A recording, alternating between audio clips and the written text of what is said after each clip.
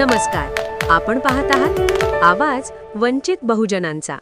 बातमी आहे नांदेड येथून 146वा जागतिक धम्मध्वज दिन। नांदेडमध्ये भव्य महाधम्मध्वज महापदयात्रा। नांदेड प्रतिनिधी प्रकाश व्यवहारे।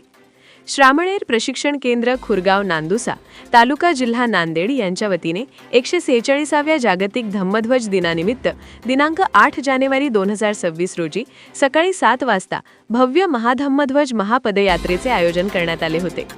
पदयात्रेत 146 फूट लांबीचा पंचशील बौद्ध धम्मध्वजास समता सैनिक दल यांच्या वतीने सलामी देण्यात आली आहे।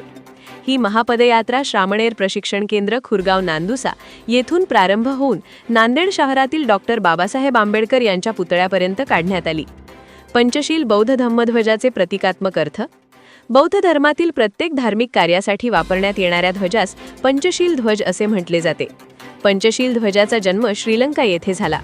इसवी सन 1880 मध्ये बौद्ध धर्माचे अमेरिकन पाठीराखे कर्नल हेनरी स्टील ओलकॉट श्रीलंकेत आले। त्यांनी बौद्ध धर्माच्या पुनरुज्जीवनाचे कार्य हाती घेतले।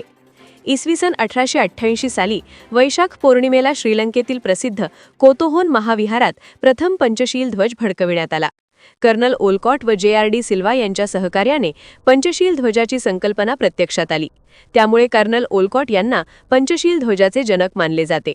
इसवी सन 1950 मध्ये आंतरराष्ट्रीय बौद्ध बंधुत्व संघाने या ध्वजाला अधिकृतपणे बौद्ध ध्वज म्हणून मान्यता दिली।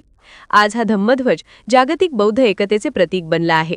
हजारोंची उपस्थिती, विविध मान्यवरांचा सहभाग।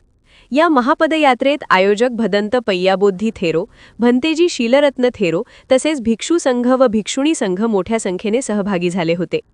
यासह समता सैनिक दल, भारतीय बौद्ध महासभा, जिल्हा व तालुक्यातील पदाधिकारी, समाज बांधव, विविध राजकीय पक्षांचे नेते तसेच शासकीय व निमशासकीय अधिकारी कर्मचारी, उपासक उपासिका आणि लहान बालक बालिका असे हजारो नागरिक या पदयात्रेत सहभागी झाले होते। महापदयात्रेचा मार्ग खुरगाव, पासदगाव, नेरली फाटा, भावसार चौक, तरोडा नाका, राज कॉर्नर, ITI असा महापदयात्रेचा मार्ग होता। या दरम्यान महात्मा फुले व सावित्रीबाई फुले यांच्या पुतळ्यांना पुष्पहार अर्पण करण्यात आला। तथागत गौतम बुद्ध यांच्या मूर्तीला भदंत पय्याबोधी थेरो, भंतेजी शीलरत्न थेरो व भिक्षू संघाच्या वतीने पुष्प समर्पण करून वंदन करण्यात आले। तसेच छत्रपती शिवाजी महाराज यांच्या पुतळ्यास पुष्पहार अर्पण करून अभिवादन करण्यात आले। समारोप नांदेड शहरातील डॉक्टर बाबासाहेब आंबेडकर यांच्या पुतळ्यास पुष्पहार अर्पण केल्यानंतर भदंत पय्याबोधी थेरो यांनी उपस्थित जनसमुदायाला त्रिसरण व पंचशील प्रदान केले। सर्व उपस्थितांचे आभार मानून या जागतिक धम्मध्वज महापदयात्रेचा भव्य समारोप करण्यात आला।